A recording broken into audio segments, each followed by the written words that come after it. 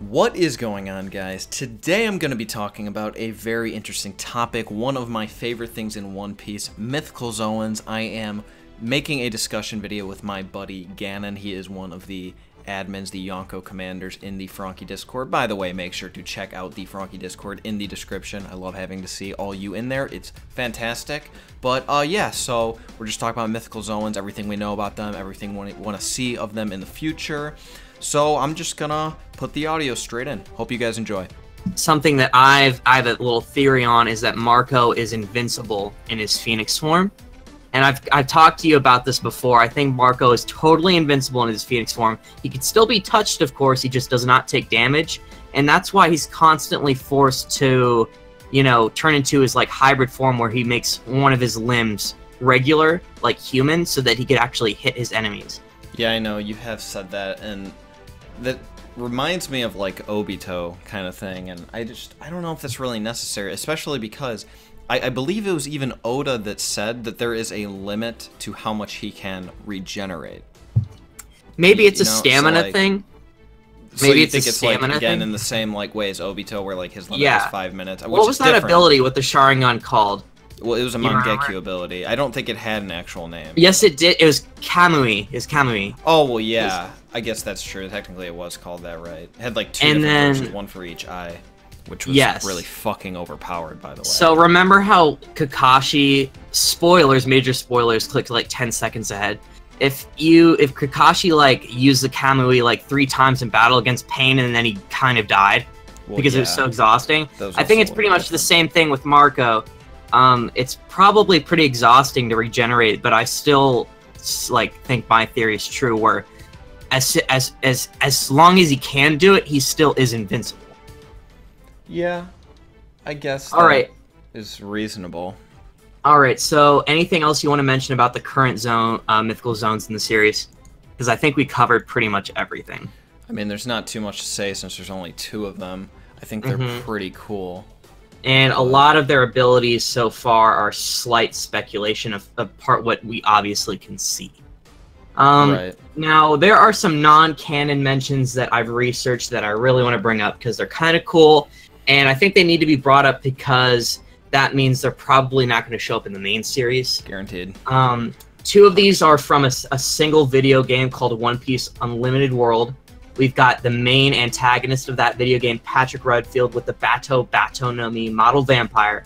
It was a mythical zone that allowed him to turn into a bat, as well as suck the life force out of other people, aging them and making him stronger.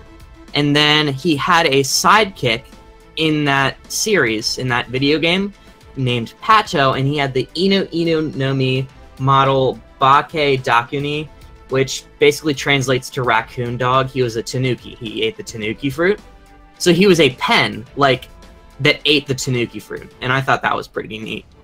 Wait, he was a pen? He was a pen, like a writing utensil. And you still are not in favor of the Kaido poneglyph theory, but, you know. No.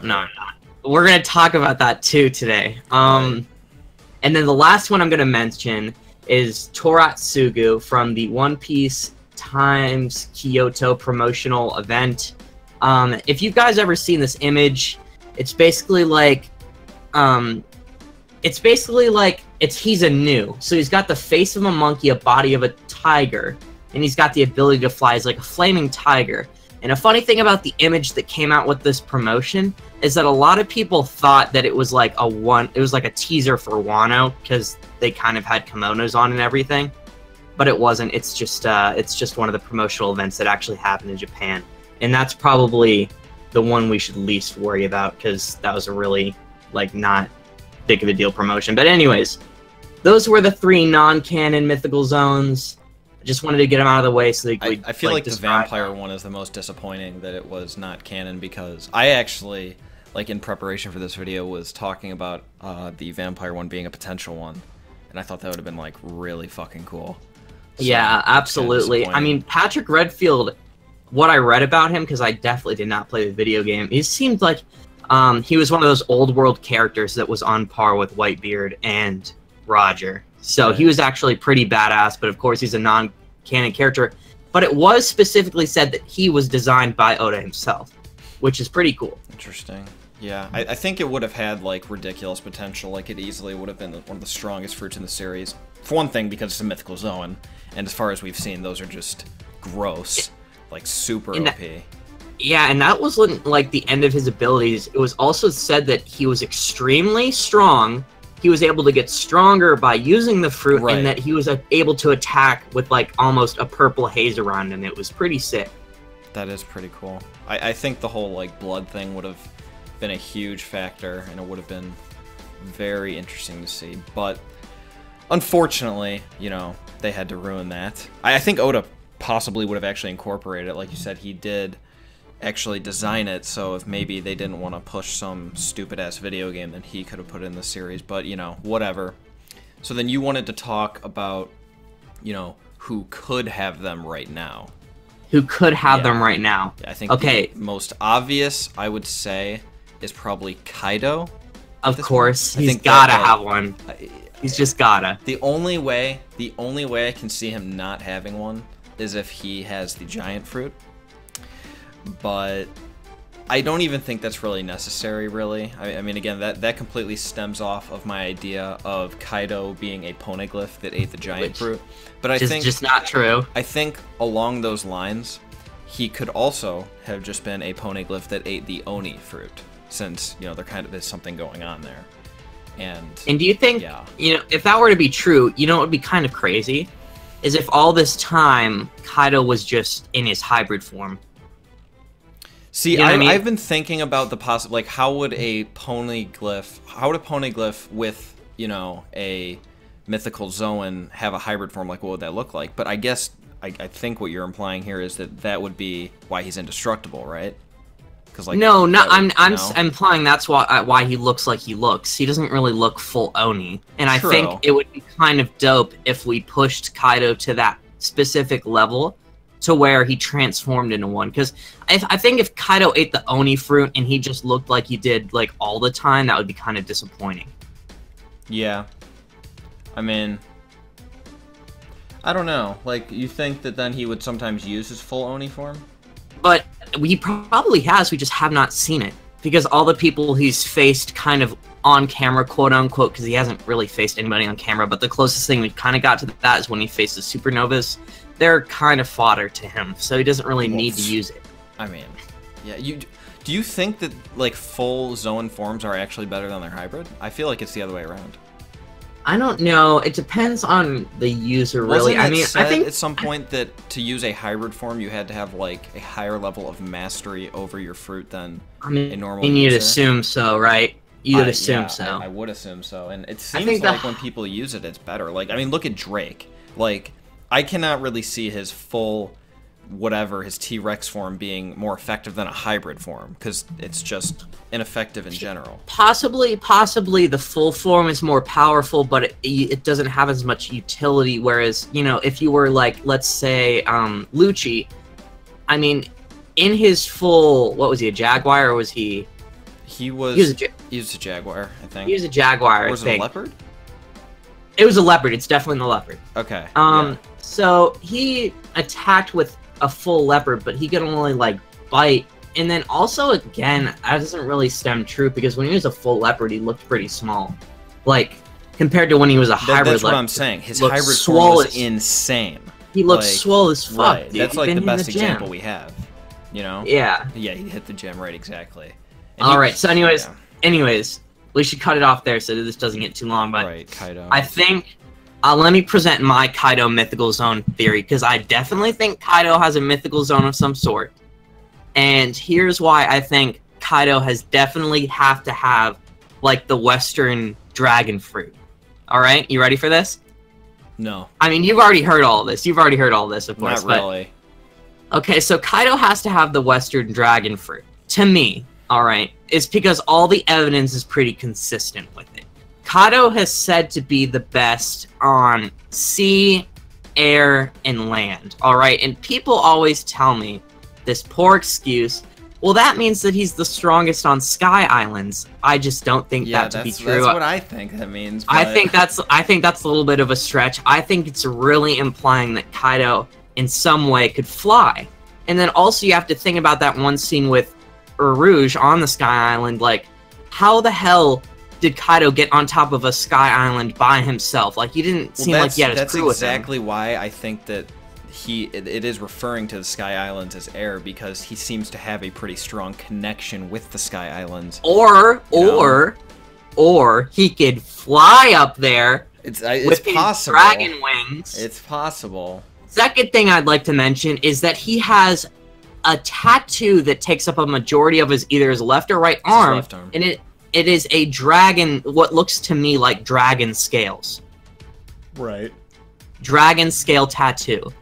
Also, Kinemon, if you remember, it wasn't the first dragon that was kind of like biting him, half of his body in the Punk Hazard arc, but it was the second dragon, and it seemed as though Kinemon had a huge grudge against dragons. All right, he does. And you could say this is because a dragon was like, I don't know, I don't remember, was it the dragon or the shark that? It wasn't the dragon that was chasing his underbit. It was like a shark had the top half in his mouth.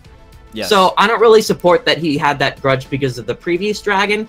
He has a huge grudge against dragons for some reason. I think that's because Kaido, a dragon, took over his homeland, basically. Assisted the Shogun in overthrowing Odin and taking his homeland, ruining everything. I think that's why he has a huge grudge against dragons. Because Kaido is one. And then the last thing I would like to make is that Momo, of course, has the smile, the fake Eastern dragon fruit. And I think it would be an interesting, ironic parallel for Momo to kind of have the same ability as the man who, quote-unquote, killed his father, because we don't really know if Odin is dead yet. But that's why I personally believe Kaido to have the Western dragon fruit. I will say one thing, even though I'm not a fan of the dragon fruit for Kaido, I would, if it is going to happen, then it would be very cool if it was the Western version. That I would love to see a Western dragon at some point in One Piece. I mean, we kind of have seen them on Punk Hazard, but we haven't seen a real one. That wasn't a real dragon. Yeah, we've never seen real dragons in canon One Piece, ever. Right. There was that one arc. Yeah, fuck like, that. Slightly, yeah. Fuck that. That's not... that arc was a mess.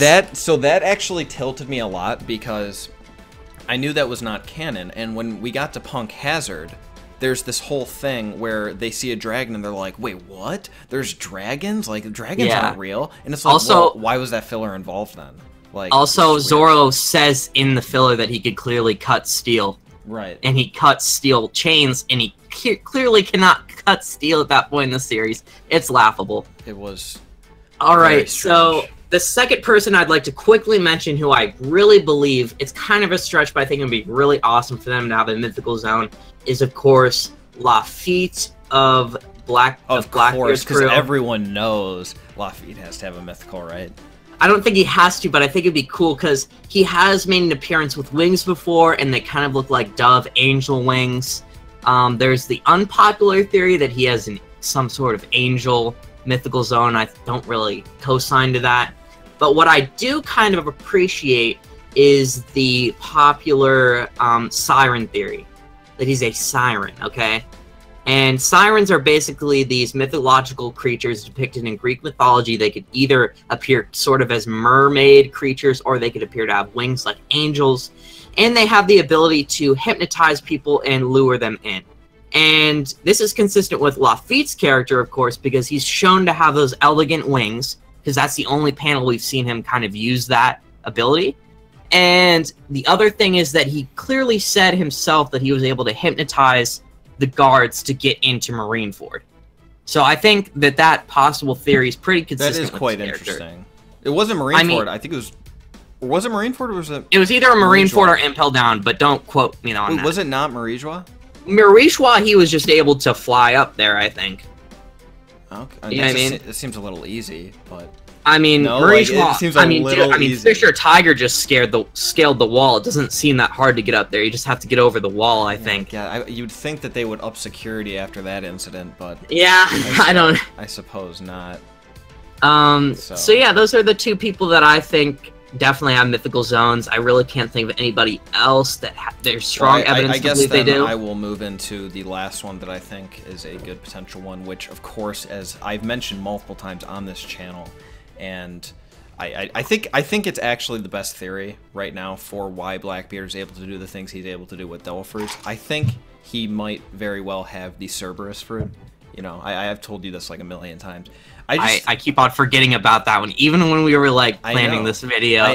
Dude, the thing you reminded. So I really think it's a very good chance, especially for one thing. So okay, I know he has his weapon that is like claws, kind of whatever, but just the scratch he gave Shanks, like regardless. For one thing, his claw thing has 4 blades, right? Where the scratch on Shanks' eye has 3. So I could definitely see that being some kind of, you know, claws, right, from like a dog. But even beyond that, his Jolly Roger has 3 skulls. 3 skulls, right? That's pretty exciting. And of course, there's the whole thing going on with how he has multiple devil fruits. And I don't know if that necessarily is related to how he's able to just like steal devil fruits, but either way, nobody up until this point has been able to have more than 1. So I think the Cerberus fruit, that could be its like special ability, like how Marco can regenerate, and Sengoku, well, we don't really know what the fuck he can do at this point. Like, what it's like the super shockwaves. Yeah, but is that like the super trait? Like, yes, it's gotta be. You really? You think like that's the defining thing? Yeah, like I think it's like the Gura no Mi, but more focused. Do you know what I mean? I know what you mean. That just would be kind of lame to me. Like, if I'm correct about the Cerberus, and then what we've seen from the Phoenix, like, that would just mean that their fruits have, like, one outrageous ability related to their fruit. Like, obviously the Cerberus one would be having either 2 or 3 additional devil fruits. And Marco's, as you theorize, could become intangible for an extended period of time. Like, that's insane. So I would like the Buddha one to be more like that, but, you know, whatever. I think the Cerberus one is a pretty good idea, but I don't know. Now that you go over it with me and you like present all that minor evidence that links together, that's when I really start actually supporting a theory. The Jolly Roger seems like the Jolly Roger, right. But no, what got me, the Jolly Roger was just the cherry on the cake, but what got me was that 3 scratch to his 4 claw. Dude, yeah. I was like, dude, you're right. Dude, it's crazy. I'm telling people, dude, it's got to be the Cerberus fruit, and I want it to be. I think it'd be cool. By the way, Franky, when we were researching for this video, and remember I said I had one cool thing to bring up, all right? Okay. And this is a big stretch, but it's related, okay? Okay. If you know, there's a Vice Admiral called Onigumo. He is the Vice Admiral that is able to summon spider arms out of his hair, and he's also been shown to have a spider abdomen, like in one panel. That's about as much as we've seen from his spider form, okay? Yeah. And if you don't know, giant spiders are actually very prevalent in Japanese mythology. Like, they're actually seen as mythical creatures. His name, Onigumo, alright, it has Oni, which obviously means demon, and then Gumo. Gumo translates roughly to giant spider. He could possibly be much more than just a regular spider fruit user. He could be a mythical zone. He could be possibly. It's a stretch, but I'm saying that like it's possible. He's got a very demonic kind of vibe. He's got a sense of absolute justice, and also I also want the Vice Admirals to get a lot more clout. So. I think it's possible that when we see his full spider form, it's going to be more than just a normal spider. It's a stretch, but when you look at the evidence and the words, you could make the assumption that it is possible. Yes. All right, I think and that's now, a good one. Yeah, I liked it a lot, but I think the last thing we wanted to cover in this video were the possible mythical zones that we could see in the future if they were to be brought up in the main series. Yeah, we can just go back and forth. You give me one, I give you one.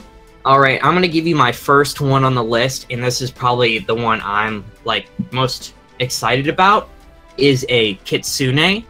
And a Kitsune is basically the stereotypical, what you see as the 9-tailed fox from Naruto. Right. They're basically fox people in Japanese mythology, where there's humans that are able to transform into foxes, and at some points when they do this, they appear to have one more tail. Isn't it just like any fox that has more than one tail, like generally? Isn't seven tails? don't quote me on that. I don't know. I'm pretty sure it could have just been a regular fox human transforming into a fox. Okay. I don't know. Don't quote me on it. But I think that would be really awesome. I mean, just imagine a fox, like a giant fox. It'd be really swift. They could actually just come up with a really good additional mythical zone there hasn't ability. been a fox devil fruit yet. That is a cool animal. So. And like it could like breathe fire. It could throw like aura balls. It could do anything you really want. I mean, there's a spectrum. If you're gonna make the Buddha fruit do shockwaves, just imagine what the Kitsune fruit could do. Yes. That would be and then cool. also, not to mention that the Kitsune is naturally a human transforming into a fox, so it fits the role perfectly. Right. That was a good one. Oh, all right, your turn. Along those lines, I mean, there's werewolf too, but fuck that. I don't like the idea of werewolf. Ew, so nasty. I guess my least favorite one is the Hydra fruit. That's an extremely popular mythological creature. The only reason I don't like it so much is I don't know. Again, it's pretty basic. And would that really be that effective? For one thing, it would have to be giant to be effective, right? Like completely massive. Probably starting with 2 or 3 heads, and then if you chop one of its heads off, it just multiplies, or maybe that could go for all of its limbs and whatnot, its tail, whatever. I would say the only way to actually successfully chop off one of its body parts would be to use Haki. I think that would be pretty cool. But people also always get upset with the way that I have Haki interact with different devil fruits, so I might have just tilted a lot of people with that one. I don't know. I think it'd probably just be based off the user. I assume if a really strong user had that fruit, then it'd be a necessity to defeat it with Haki. Oh, well, yeah, I mean, of course. But, like, even in Naruto, there was the one summoning from pain that was like that. It was like the dog that anytime you cut off one of its heads, it just grew back too. Yeah. I don't even remember how they ended up dealing with that, but... It's also, like, one of the hardships of Heracles. That's where it like originally stems from in Greek mythology, and I totally forget how he defeats it. But I think it was with fire. I thought he took correctly. Like I thought he like took poison or something, or like something from inside the Hydra to defeat it. That does seem like the correct way of going about it, but. Yeah. Oh no! I think he stole the Hydra's like claws and cut it off with that or something. I don't remember. Anyways, are you done with that suggestion? Yeah. Okay. Okay. The next one, I think. I have Oni on the list, but that was kind of already explained when we brought up Kaido, so I'm going to bring up probably my last honorable mention, and that's going to be a Kappa. Now, Kappas... Yeah, a Kappa, if you don't know, are kind of the trickster, kind of devilish boogeyman turtles of Japanese mythology, alright? They're often depicted with bowls of water on their heads, and they often trick people... humans into their death. They like get them in the water and stuff and drown them. They're trolls, basically. Okay, they're huge trolls. They're trollers. Now, if you were to knock over the water on their head, then I'm pretty sure they like drown or die or something. That's like their only weakness. And I think that we've seen Peckham's Tommy no Mi, I think it is, and I think it's definitely possible for a Kappa to appear. He could probably have a really cool power. Which mythology is that from? This is Japanese mythology. Okay, yeah. Really, that's called a Kappa. That's interesting. That's a strange name. It's Bowser because he's King Koopa, but it's just kind of a parody of the Kappa. Oh shit! Really? Yeah. That is. So it's like Bowser. Yeah, that's kind of what they look like. Oh man, I'd imagine it's really a parody. Like that. Now that you threw any Mario reference, you got Bowser in there. Now I'm interested. I mean, but what I'd like to see. Yeah, it would just kind of be a mythical turtle that had some extra cool ability, and I think that would be nice to show up. I mean, if you're gonna bring up like Tanukis in like non-canon, then I think it's definitely possible for Kappa to show up. Yeah, that's definitely a good one. Okay. All right, any more left on your list? Are you done with yours? I'm pretty much done with mine. Okay, I'll just do my favorite one then to wrap this up. So, I was going to mention a griffin, but that one really I don't really see any combat potential. It's just a really cool animal to me, so fuck that. I know you didn't like this one, I like the idea of a mummy mythical zone. It could be like a human fruit model mummy. You think it'd be stupid. I think it would be extremely effective, okay? It could reattach dismembered body parts as well as use its like things, wrapping it up as bandages. It could be super effective. think of Aizawa from My Hero. Okay, the way he uses his bandages. Or yeah, but they're like made out of fucking adamantium or something. I mean, they're crazy. It could be like the base of the fruit is like a Dofi / Katakuri awakening ability. Like it can just control these bandages the same way that Dofi can control his strings when they're awakened. Like extremely effectively. When you bring that up, it's kind of viable, but then again, I'm also just thinking to myself, oh my god, it's so viable. I'm just thinking to myself that it's just like an Egyptian zombie, so at that point, just make it the zombie mythical zone. It could even go as far as like if you can successfully wrap somebody's entire body. Oh my god, have, like parasite string abilities. Dude, what? Mythical zone, soul fruit model zombie, soul fruit model mummy, like Brooke. Except that afterwards, when you come back, you're actually like get turned into a zombie or something, or a mummy, and you have extra abilities. Oh, that Wouldn't that be sick? That would and be what if that when I'm not saying this would ever happen. It's such a stretch, but I'm saying like, what if after that happened, then you're saying revive fruit, right? By the way, is it? That's what it's called. I thought it was the soul fruit. Big Mom's. Oh, okay. Well, that's what I mean. What if we learn after that, this would be like a twist, that Brooke's fruit was actually the model skeleton. Like, and that the soul purposely didn't, waited. That would be a twist. That would be pretty crazy. It did say that when he, like, got back to his body, he looked at it and it was a skeleton, and he's like, well, fuck it, I guess I'll just go for it anyway. But that would be cool. That would be pretty cool. That would be very interesting if we find this new user who's like a mummy or whatever and had the same experience as Brooke, and then we just find out like, oh, well, like it would be it'd be like a person from a different culture ate that fruit and they didn't really take any mind to it, but then it was like a culture island where they practiced like embalming, and so they turn him into a mummy, and the moment that he got just to the right decomposition, he came back to life, and then you had that extra ability that you're talking about. Yeah, and yeah, it would also explain how Brooke is able to do things that don't really make sense, like eat food, drink milk, and just regenerate, even though Luffy can do that too. But still, I mean, it would make more sense if it was actually intended for the Devil Fruit to have these abilities. Because if the Hito no Mi could have a mythical zone model, then why can't something like the Revive Fruit have it? You know what I mean? It'd be cool. I mean, it even could be that Brooks, like, do they actually know the name of this fruit, or is that just like what he came up with? Like, what if it actually is a Hito no Mi model skeleton, model mummy, like that? I mean, the fact that he came back to life. Yeah, but that could be part of the fruit, you know? It's called the Yomi no Mi, the Revive fruit. Yeah, that is kind of a problem with the whole thing, but still.